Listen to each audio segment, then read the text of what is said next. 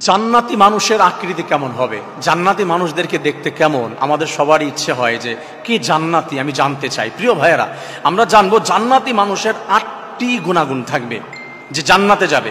আল্লাহ রাব্বুল আলামিন যাকে জান্নাত দান করবে তার গুণাগুণ হবে ৮টি। আমরা এটা জানার চেষ্টা করব। সর্বপ্রথম, জান্নাতি মানুষের সৌন্দর্য কেমন হবে। জান্নাতি মানুষের সৌন্দর্য হবে, আল্লাহ রাব্বুল আলামিন জানিয়ে দিয়েছে, চাঁদের থেকেও আরো উজ্জ্বল হবে, ঝলমল করতে থাকবে তার চেহারা।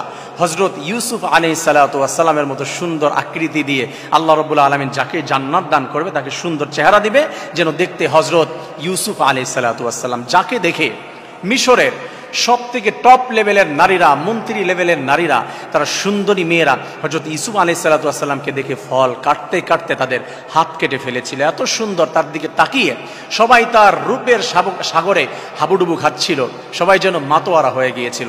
সেই ইউসুফ আলাইহিস সালাতু ওয়াস সালামের সৌন্দর্য প্রত্যেকটি জান্নাতি পুরুষকে আল্লাহ রাব্বুল আলামিন দান করে দিবে। সুবহানাল্লাহ। ২ নম্বরে জানবো জান্নাতি মানুষের উচ্চতা কেমন হবে। যারা জান্নাতে যাবে, জান্নাতি মানুষের উচ্চতা হবে ৬০ হাত।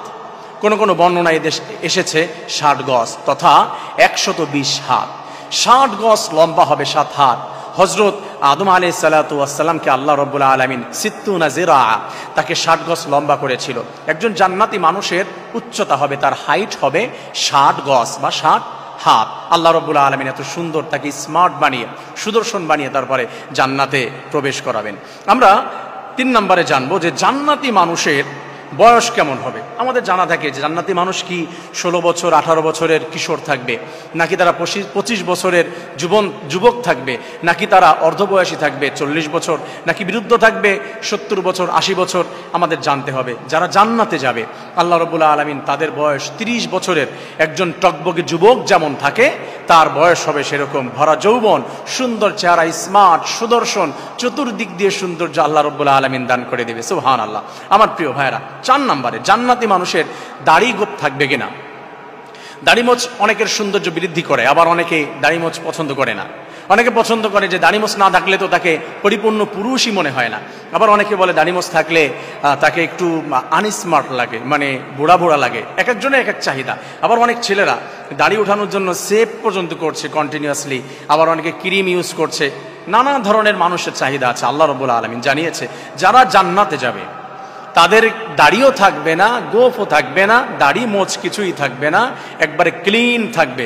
এমন নয়, আমাদের মনে হতে পারে যে দাড়ি থাকবে না তাহলে কেমন লাগবে, একটু লেডিস লেডিস লাগবে বা বাচ্চা বাচ্চা লাগবে, এমনটি নয়। আল্লাহ রাব্বুল আলামিন এমন সৌন্দর্য দান করে দিবে এবং আমাদের মাইন্ড সেট আপটা এইভাবে করে দিবে যে ওইভাবে দেখতেই আমাদের সুন্দর লাগবে। সুবহানাল্লাহ। আমরা জেনে ফেললাম।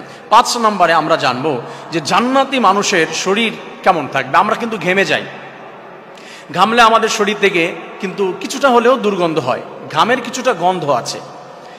আল্লাহ রাব্বুল আলামিন জানিয়েছে জান্নাতি মানুষের শরীর থেকে হ্যাঁ ঘাম হবে, কিন্তু সেই ঘামের ঘ্রাণটি হবে কেমন তোমরা জানো?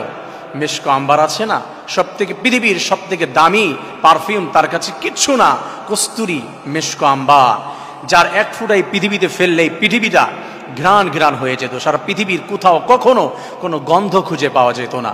একজন জান্নাতি মানুষের শরীর থেকে এমন করে ছোট ছোট ঘাম বের হবে যাতে চতুর্দিকে ঘ্রাণ হয়ে যাবে। সুবহানাল্লাহিল আজিজ। আমাদের এইগুলো বর্ণনা শুনলে সবারই স্বাদ জাগে যে আমি জান্নাতে যাব, জান্নাতের নিয়ামতগুলো হাসিল করব। প্রিয় ভাইরা, ৬ নম্বরে জান্নাতি মানুষের শারীরিক অবস্থা কেমন হবে। জান্নাতি মানুষের তাদের রোগ ব্যাধি হবে কিনা, তাদের থুতু থাকবে কিনা, পেশাব পায়খানা হবে কিনা। স্বাভাবিকভাবে আমরা বলি যে প্রাকৃতিক প্রেসার এসেছে, আমার যেতে হবে, এইভাবে আমরা দেখাই। তা আল্লাহ রাব্বুল আলামিন জানিয়েছে যারা জান্নাতে যাবে তাদের পেশাব পায়খানা কিছুই কোনোদিন হবে না। খাবার খাবে, কোথায় যাবে? ভাবতে পারেন যে খাবার খেলে কোথায় যাবে? একটা ঢেকুর আসবে, সঙ্গে সঙ্গে আল্লাহ রাব্বুল আলামিন আবার তার পাকস্থলী খালি করে দেবে, আবার খাবারের চাহিদা জাগবে। এমন নয় আমাদের ঢেকুর আসলে তো কিছুটা গন্ধ আসতে পারে, কিন্তু জান্নাতি মানুষের ঢেকুরের ভিতরে কোনো গন্ধ আসবে না, তাদের শরীর থেকে ওই দুর্গন্ধ বের হবে না। আল্লাহ রাব্বুল আলামিন এমন সুন্দর, তাদের থুতুও থাকবে না, থুতু যদি কখনো আসেও দুর্গন্ধ থাকবে না, তার মধ্যে সুঘ্রাণ থাকবে। আল্লাহ তাআলা এমন সুন্দর স্মার্ট বানিয়ে জান্নাতে প্রবেশ করাবে। প্রিয় ভাইয়েরা, ৭ নম্বরে আমরা জানবো জান্নাতি মানুষের শক্তি কেমন হবে। একজন মানুষ যখন জান্নাতে প্রবেশ করবে আল্লাহ রাব্বুল আলামিন তার শারীরিক শক্তি এমন দিবেন।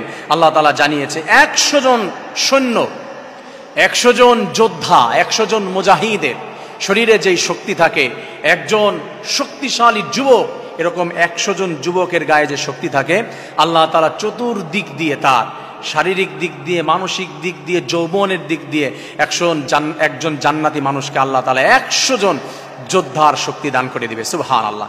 8 নাম্বার, জান্নাতি মানুষের আকৃতি কেমন হবে, আমাদের এটা একটু জানার দরকার আছে। আমাদের জান্নাতি মানুষের চেহারার ভিতরে কোনো খুঁত থাকবে না।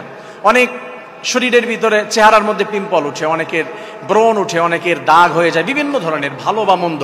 আল্লাহ তাআলা জানিয়েছে যে মানুষগুলি জান্নাতে যাবে তার শরীরে ঘামাচিও কোনোদিন উঠবে না, কোনো দাগ হবে না, কোথাও কোনো ব্রণ উঠবে না, কোনো প্রকারের কোনো খুঁত থাকবে না।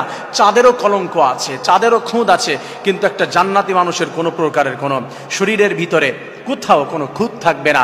এমন সুন্দর আকৃতি হবে, এমন স্মার্ট হবে, পৃথিবীতে যদি একবার দেখানো হতো কোনো জান্নাতি মানুষকে, কোনো মেয়েদেরকে, পৃথিবীর সমস্ত মানুষ, সমস্ত মেয়েরা অভিভূত হয়ে যেত, তারা পাগল পারা হয়ে যেত জান্নাতি যুবকের চেহারা দেখে। আমরা সেই জান্নাতে যাব, আমাদের যার যেমন চেহারা হোক না কেন, আমরা সুদর্শন, স্মার্ট ও সর্বোচ্চ পরিমাণের সৌন্দর্য নিয়ে জান্নাতে প্রবেশ করব। আল্লাহ তাআলা আমাদের প্রত্যেকটি যুবক ভাইকে জান্নাতে হিসাবে কবুল করে নিন। জান্নাতের কাজগুলো করে যেন আমরা জান্নাতের বাসিন্দা হতে পারি। আল্লাহ তাআলা কবুল করুন, আমিন।